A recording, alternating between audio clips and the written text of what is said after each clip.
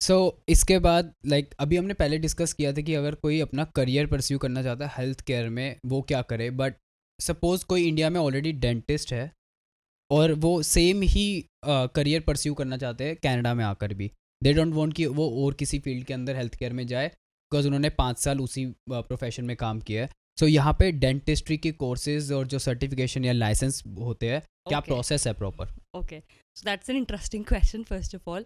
So there are, मैं start करती हूँ यहाँ से कि there are two types of processes that you could go through. पहला तुम कॉलेज जा सकते हो, दूसरा तुम लाइसेंस एग्जाम दे सकते हो। मोस्टली बच्चे लाइसेंस एग्जाम के पीछे जाते हैं, ठीक है, जो NDEB कराता है। Full form of it? So एक ही प्रोसेस, एक NDEB है जो हाँ. 2 प्रोसेस के थ्रू या तो कॉलेज में एडमिशन कराता है या तो लाइसेंस लेता है। हाँ. सो NDEB, the national dental examining board of Canada की बात Yeah. करें, जो NDEB है वो 2 तरीके के प्रोसेस करवाता है। जो है पहला कि कॉलेज में एडमिशन करवाता है और दूसरा है कि एग्ज़ाम देना पड़ता है, ठीक है। सो एग्ज़ाम की बात करते हैं। पहला तुम्हें क्या करना पड़ेगा, अपने क्रेडेंशियल्स ना तुम्हें एनालिसिस कराने पड़ेंगे। जो भी Okay. तुम्हारी डिग्री है बैक होम की, उसको तुम्हें यहाँ पर अप्लाई करना पड़ेगा, उसके डॉक्यूमेंट इकट्ठे करने पड़ेंगे और उसकी कुछ फीस होती है $800 या $900, उसका तुम्हें अप्लाई करना पड़ेगा, जिसका waiting time is 17 weeks which is like 2.5-3 महीने बोलता है। बट अगर तुमने कोई डॉक्यूमेंट गलत डाला है वो फिर से तुम्हें आ जाएगा, तो वो एक्सटेंड करते करते 6 से 7 महीने तुम्हें सिर्फ वो प्रोसेस एलिजिबिलिटी के लिए लग जाते हैं। Okay. तो वो लग गए। उसके बाद 3 एग्जामिनेशन होते हैं इक्विवेलेंसी प्रोसेस के, जिसमें AFK होता है, जो है फंडामेंटल एजुकेशन, दूसरा Okay. है क्रिटिकल जजमेंट और तीसरा है NDECC, जिसकी फुल फॉर्म मुझे भी नहीं पता, Okay. ठीक है। NDECC में भी 2 प्लेटफॉर्म्स होते हैं, एक है कैनेडियन स्टैंडर्ड्स का और एक है स्किल्स के बारे में। Okay. अब हम बात करें इस एग्ज़ाम के बारे में। हाँ. सो जो बंदा पास हो रहा है बिना रीअटेम्प्ट करे एक बारी में, अगर वो जनवरी 2023 में स्टार्ट करता है तो उसका कंप्लीशन का process without any break, without any failing 2025 जुलाई में जाके कंप्लीट होगा, विच इज 2.5 साल लग गए। और अगर तुम फेल नहीं हुए तो एग्जैक्टली और यहाँ पर काफ़ी ज़्यादा चांसेस है फेल होने के। Passing rate is 34%। So this is a lot. बंदा पास नहीं कर पाता, उसके लिए तुम्हें कोचिंग लेनी पड़ती है। कोचिंग 10-10 हज़ार की होती है। अगर हम ओवरऑल एग्जाम की बात करें बिना किसी गैप के, तो वेबसाइट पे जाके देखोगे लिखेगा $13,500 ही है, जो लगेगा कि अच्छा इतना तो एक्सपेंसिव नहीं है, इतना तो निकाल लेंगे।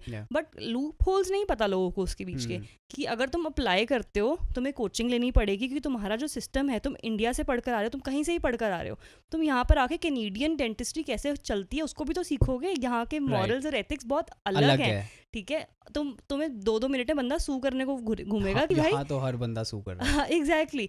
इसलिए आई थिंक कि अच्छे से रिसर्च करो, ठीक है। वो प्रोसेस अच्छा है, लोग उसके लिए जाते हैं, बट पासिंग रेट बहुत ज़्यादा कम है। और दूसरा जो एग्ज़ाम है, दूसरा जो प्रोसेस है कि तुम कॉलेज में एडमिशन लो, उसके लिए भी तुम्हें इस प्रोसेस के थ्रू जाना पड़ेगा फर्स्ट 2 स्टेप्स के लिए, ऑलराइट, ठीक है। अगर मान लो तुम किसी भी स्टेप में 3 बार से ज़्यादा फेल हो गए तो तुम्हें डेंटल स्कूल वापस जाना पड़ेगा, डिग्री लेनी पड़ेगी और फिर से अप्लाई करना पड़ेगा। बहुत लंबा चक्कर है, बहुत लंबा चक्कर। पर अगर ये सारा काम करने के बाद आप डेंटिस्ट बन भी गए, यस, तो बेसिक सैलरी स्टार्ट क्या है उसका? एक डेंटिस्ट आज की डेट में इन कनाडा $150,000 से लेके $200,000 कमाता है। पैसा तो कमा रहा है, मतलब दैट इज़ अ लॉट। सो अच्छा प्रोफेशन है, करना चाहते हो तो करो। मैं तो बोलूँगी करो, कि may be you might have a chance. But problem क्या है कि आज की डेट में ना कनाडा के लाइसेंस को ना कॉर्पोरेट बना दिया गया है। Like it's more of like layman language बोलो तो धंधा बना दिया है। कि आज की डेट में क्योंकि क्लिनिक्स यहाँ पर हैं, बच्चे आगे परस्यू नहीं करते डेंटिस्ट्री, इतना सब कुछ इस्टेब्लिश कर रखा है। अब वो क्या करते हैं, वो कॉर्पोरेट सेक्टर्स को बेच देते हैं। सो 123 dental is one of those, ऐसे और भी नाम है, ठीक है। वो ऐसी कंपनीज को खरीद लेते हैं और वो ना डेंटिस्ट को बिठा देते हैं और बोलते हैं कि तुम्हारा ये टारगेट है, तुम्हारा एनुअल पैकेज इतना है, तुम्हें इतना टारगेट कंप्लीट करना है, ठीक है। तो वो ना मॉरली एथिकली बहुत गलत करते टारगेट हैं। दे दिया आपको, सेल्स थोड़ी चल रही है यहाँ पे जो आप टारगेट दे एग्जैक्टली। तो तुम सोचो कि उस पार्ट को भी, डेंटिस्ट्री को भी उन्होंने कॉर्पोरेट बना दिया है, जिससे वो पैसा बना रहे हैं। हालांकि पैसा बन रहा है, बट मैं उसको सपोर्ट नहीं करती। एक और अभी रिसेंटली जो ट्रेंड में आ रखी है, न्यूज़ में भी आ रखा है कि इंटरनेशनल स्टूडेंट्स के ऊपर कैप लगाने की सोच रहे हैं।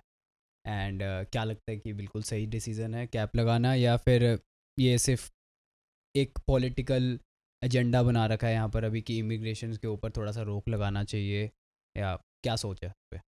ओके, सो इसके लिए मैं बोलना चाहूँगी कि मैं सच में चाहती हूँ कि मेरे सारे भाई बहन जो इंडिया में बैठे हैं सारे कनाडा आए, वो इंटरनेशनल एक्सपीरियंस ले, वर्थ इट है, डेफिनेटली आना चाहिए, ठीक है। Yeah. बट प्रॉब्लम क्या है, बिकॉज कनाडा ने अलाउ कर दिया है आने को सबको, पर उनका जो इंफ्रास्ट्रक्चर है वो इस तरीके का है कि एम्प्लॉयमेंट इतनी ज़्यादा नहीं है। उस वजह से जो आ रहे हैं बच्चे, हमारे जैसे बच्चे, आपके जैसे बच्चे जो अभी आए हैं, वो स्ट्रगल कर रहे हैं। मैं नहीं चाहती कि जो आने वाले बच्चे हैं वो भी स्ट्रगल करें। तो मुझे लगता है कि फॉर द टाइम बिंग थोड़े टाइम के लिए अगर रोक देंगे तो यहाँ पर सब सेटल हो जाएगा। अगर सब सेटल हो गया है यहाँ पे, एंड ये it will make easier life easier for them also, जो कनाडा से, इंडिया से कनाडा आने की सोच रहे हैं, राइट। तो I think it's gonna be like that. अगर वैसा हो तो डेफिनेटली, वरना मैं कोई नहीं होती बोलने वाली, आई वुड से कि सब आओ। ये हमारा एक ओपिनियन है हाँ। कि एक कैप लगाना चाहिए, जस्ट बिकॉज कि यहाँ का जो गवर्नमेंट ने अपना सिस्टम बना रखा है वो इतने ज़्यादा लोगों को एकदम से नहीं हैंडल कर पा रहा है। Exactly. उसकी वजह से यहाँ पर अब आप इतने सारे आप देख रहे हो कि यहाँ हाउसेस में क्राइसिस आ रहे हैं, जॉब्स में प्रॉब्लम आ रही है। बट अगर वो कैप लग जाएगा थोड़ा सा, सो गवर्नमेंट के पास इनफ टाइम होगा कि वो सब कुछ चीज़ें हैंडल कर लेंगी, और जब बाद में जब दोबारा से लोग आने स्टार्ट होंगे तो उनके लिए भी एक बेनिफिशियल चीज़ रहेगी, जैसे ही आएंगे तो उनके पास भी काम होगा करने को। एंड नॉट जस्ट दैट, बात ये कि अब यहाँ पर हम लोग हैं, हम लोगों को पता है कि रियलिटी क्या है। अब इंडिया में मैं थी, मुझे जितना मर्जी बोलो कि यहाँ पर स्ट्रगल था, जब तक मैं यहाँ पर आके वो इमोशन से नहीं निकलूंगी, उस फेज से नहीं निकलूंगी, I will not be able to feel कि कनाडा में स्ट्रगल है भी या नहीं है। पहले जानना ज़रूरी है। It was never meant to be easy. Coming abroad and settling down was never supposed to be easy. Yeah. Right. लोग इसको सोचते हैं स्ट्रगल है। इंडिया में अगर तुम्हारे पेरेंट्स का फाइनेंशियल स्टेबिलिटी तुम्हारे पेरेंट्स की वजह से नहीं है तो खुद बन के देखो, वहाँ पर भी स्ट्रगल है, वहाँ भी स्ट्रगल है। So, हर जगह स्ट्रगल है। मेरा उस चीज़ में ओपिनियन वैसा ही है कि अगर आप इंडिया में भी हो और आपसे सब कुछ हटा दिया जाए ना, आप पढ़ लिए, कोई बात नहीं, आपने ग्रेजुएशन कर ली, पोस्ट ग्रेजुएशन कर ली, आपके पास जॉब है, लाइक 100,000 रुपीज़ की या उससे ज़्यादा की आपके पास जॉब है, डेट्स गुड। अब मैं आपसे आपका सारा बैकग्राउंड हटा देता हूँ, आपके पेरेंट्स की प्रॉपर्टी हटा देता हूँ, आपके साथ घर हटा देता हूँ, खाना मम्मी सब कुछ हटा देता हूँ। अब आपको अकेले रहना है और सब कुछ खुद बनाना है। वो ज़िंदगी कनाडा की है। एग्जैक्टली सेम है वो, कोई फ़र्क नहीं है। और अगर मान लो यहाँ तो पेरेंट्स भी नहीं है, यहाँ तो कोई सपोर्ट भी नहीं है, यू आर अलोन है, यू हैव टू स्ट्रगल, तो स्ट्रगल बढ़ जाता है इन सब चीज़ों से।